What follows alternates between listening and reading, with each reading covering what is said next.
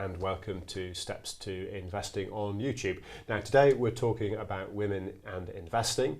Before we do that, just a quick reminder to say if you like the show, then hit the like button, and of course if you want a topic covered in a future show, then just write in the comments box below and we'll pick it up.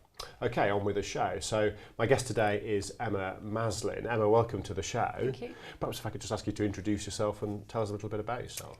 Well, I'm Emma Maslin. I'm a chartered accountant by background, now turned money coach, and I write the award-winning website, themoneywhisperer.co.uk. I set it up almost 2 years ago now to help people understand money with no jargon. It's been a really interesting journey. I've had lots of feedback, and I've found that more and more I'm focusing towards women. Right. As my target market. I find that my demographic that tends to read the blog is primarily women. And my focus this year has really been about retirement planning and investing and helping women build wealth. Okay, can I just ask you a quick question before we go any further, which is around how you came to do that? Why did you sort of move from one career to another? I worked in corporate finance. So corporate finance is very labour intensive in terms of my time. Right. I've now got two young children, and I made a decision that I wanted to be more present for my children. So the website gives me a way to keep abreast with what's going in the world of finance, but also give something back. Right. I think I realised that in general there's a real lack of financial literacy in this country, and I'd have people come to me when you work in any sort of financial sphere. I think people think you know everything, and people would come up to me and ask various questions about mortgages, about savings accounts for their children, and I realised that there was a real need for some sort of basic explanation of a lot of things that I take for granted from a combination of my upbringing, my education, my career. And so I wanted to put something together that really just took all the jargon out and helped to explain basics to people. Okay, so in terms of your own investment journey, how did that start and what prompted you to start? Mine is probably a bit atypical. I did work in corporate finance, so I was working in transactions, so I was surrounded by companies buying and selling companies all the time. That's what I did. I specialised in valuations. So it was around the time of the global financial crisis that I first got into investing, and I watched around me as people were locked to their screens watching the red bars go down and down and down. And it got me interested in what was going on and why it was going on. And it was the beginning of 2009 that I first took the step into dipping in while things were still really volatile. Yeah, interesting time. So I got in buying individual stocks. So individual companies? Yes. So I was working at the time in Australia. Right. So I qualified here, and then I moved over to Australia. And at the time, the mining boom was huge over there, so I had a real interest in mining companies, and did what I would probably advise nobody to do, which is dive straight in to a sector, so one particular area of the market. So mining was going great, so I thought, right, pile my money in there. So that was my first foray into investing. How did it go? Well, it went well. It went well for a time. With. Yeah. And I had some great successes, and I've still got in my Australian portfolio a share that is now sitting at about 3% of what I bought it for. So it's a really good reminder to me to not do what I did when I started. Okay. And it's kind of helped me along my journey in terms of how I invest now.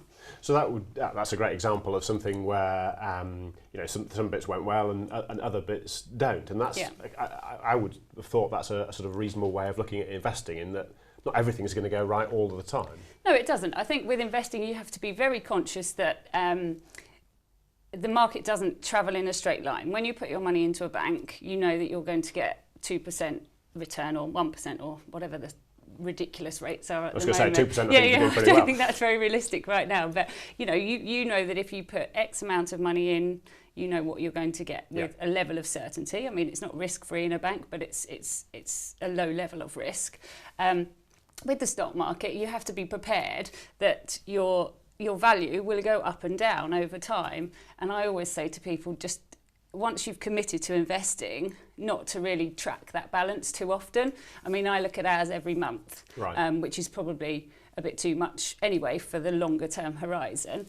But yeah, you need to be prepared that the value of your investments can go up as much as they can go down, and you just need to take the emotion out of that by stepping away from it once you've made the decision to invest. Okay, so let's come on to talk about women investing. So your blog, The Money Whisperer, is looking at, as you said, investing from a women's perspective. What did you discover? What have you found when you've been looking at this from a woman's perspective? Well, I ran a series last year where I asked women who invested to sort of tell me about their journey and what steps they'd taken to get into investing, what potentially had held them off, and what was the trigger that made them finally decide to get in. I think the common theme is that women are fearful of the jargon, and I hear it all the time. I'm so passionate about getting more people into investing, and the block is always, I just don't understand it. I try to start, but I get bamboozled by the jargon.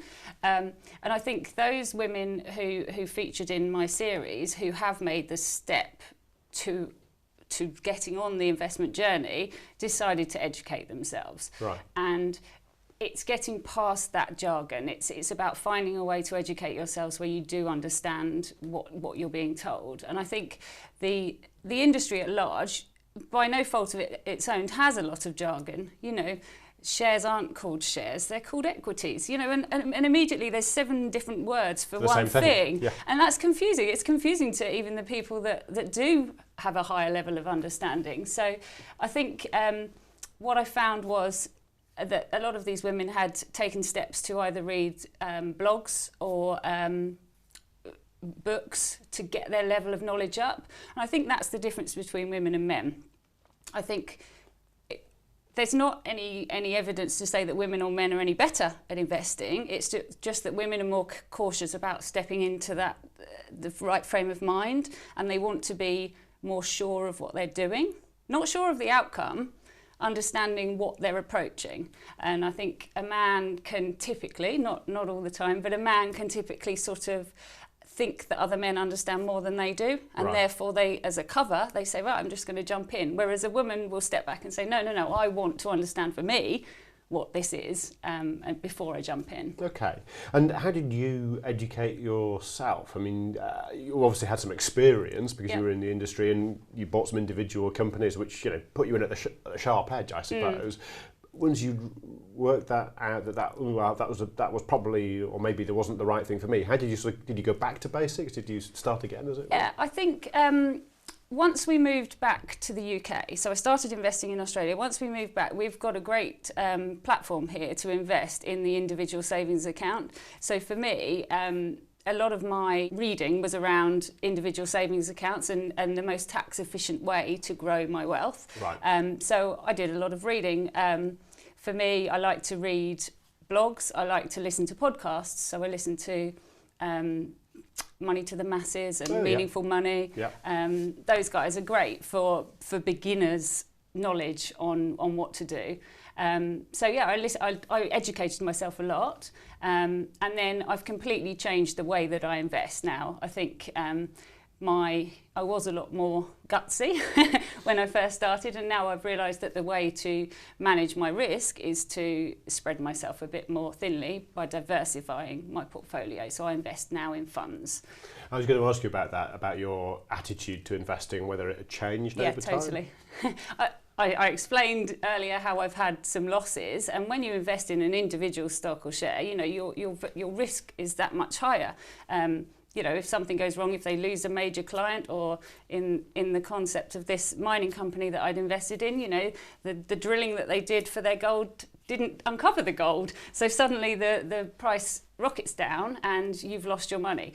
When you invest in a fund, you're investing in lots of different companies or bonds in a basket. So if one of them does well, out of 100, it pushes the price up slightly. If one of them does not so well, there's only a minor movement. Whereas when you're focused on one stock or share, you're really at risk of the swings. Those volatile swings. I want to ask you about that though, because one of the things that when we talk to people, sometimes they struggle with is the concept of then having to find a fund manager, somebody who is going to make those decisions about which companies to buy and what makes a good manager and what makes a bad manager, but also this idea of kind of handing over the money to somebody else to manage. Yeah. Did you have that thought process? No, because I think unless you want to be on top of the market all the time, I think if that's the place that you're in, that's great. I don't discredit people that want to be like that. Yeah. But for beginner investors, I think you want to know that you trust somebody to do the right thing, and the best way to do that is to pay some money to a fund manager, and there is a fee involved in doing that, for them to manage your money for you, and that's their job. You know, I don't want to sit locked to a computer screen all day. It was different when I was in a job, and that was part of my job. Yeah. But I don't want to sit and do that every day, so I'm happy to pay a fee for somebody to do that for me. Okay. So just something what we've been talking about then, if you were giving a woman advice who was considering investing, what would your kind of top tips be? What should they think about? I think a lot of people don't realise that they're already probably invested in the stock market. So anybody who has a pension is already doing the same thing. So a pension and an investment, they're the same thing, they've just got a different wrap around them. Yep. So I try and talk to people about that and take some of the fear out of it in that way. And people say, oh yeah, I've got my pension, you know, I pay monthly into that. And once you can get people to see that they're already doing something that they feel is scary in a different way, it kind of transforms the way that they think about investing. I try and tell people, you know, it's time in the market. So I've actually just recently contributed to a book, which was a bestseller, which is targeted at young women aged 14 to 18. Right. And my chapter is about money, and it's about the power of getting in early, be that saving or investing, yep. And the power of compound interest, yes, over time. Yep. So that's what I try and impart on people. It's not about what you know. You can learn as you go along. There's so much out there now that's helping people in terms of understanding their risk profile. So you can do risk profile assessments on the robo-advisors and various websites that will help you determine your propensity to risk and what that means in terms of, if you think of your portfolio as a basket, what you should put into your basket. And if you're less keen around risk, you know, you can fill your basket with less risky assets. So I just try and tell people it's time in the market that is important. So get yourself in and learn as you go along. Okay, well that's great. Thank you very much for your time and thank you for explaining that. And thank you very much for watching. That's all we've got time for today. Don't forget to head over to stepstoinvesting.com. You can find all of our content there, including our jargon busters and explainer videos. And of course, do get in touch. If you'd like to have a particular topic covered on a show, then just leave a comment in the comments box below. Many thanks. See you again.